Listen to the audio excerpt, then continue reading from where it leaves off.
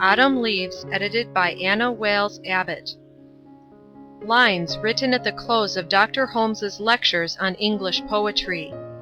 Footnote: the poets are metaphorically introduced as follows: Rogers, the beech; Campbell, the fir; Byron, the oak; Moore, the elm; Scott, the chestnut; Southey, the holly; Coleridge, the magnolia; Keats, the orange; Wordsworth, the pine; Tennyson, the palm; Felicia Hemans, the locust; Elizabeth Barrett Browning, the laurel. End footnote. Farewell, farewell! The hours we've stolen From scenes of worldly strife and stir, To live with poets, and with thee, Their brother and interpreter, have brought us wealth. As thou hast reaped, we have not followed thee in vain, But gathered, in one precious sheaf, The pearly flower and golden grain.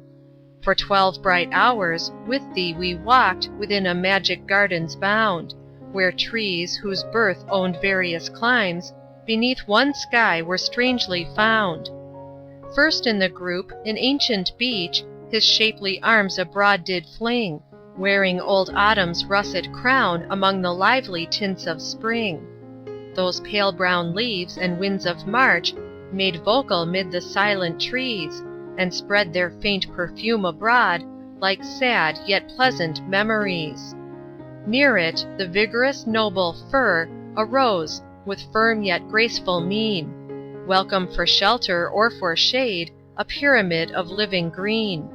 And from the tender, vernal spray The sunny air such fragrance drew As breathes from fields of strawberries wild, All bathed in morning's freshest dew.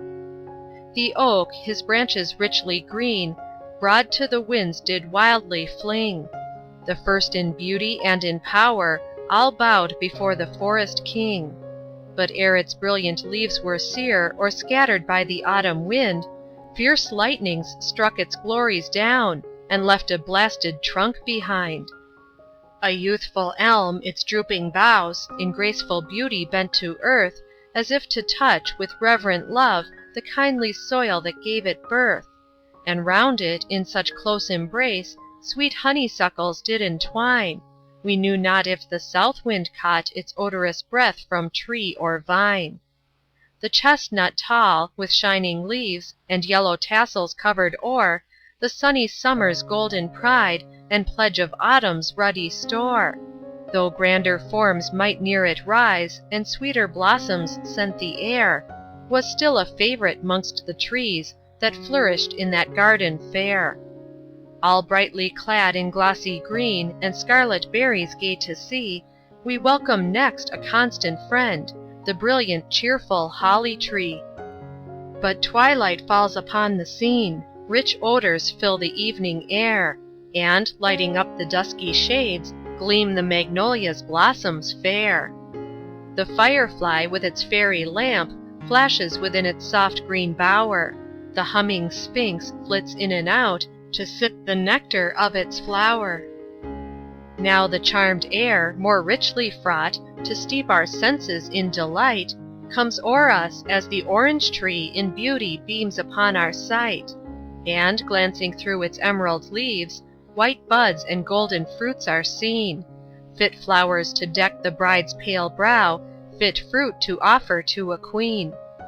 But let me rest beneath the pine, And listen to the low sad tone Its music breathes, that o'er my soul Comes like the ocean's solemn moan.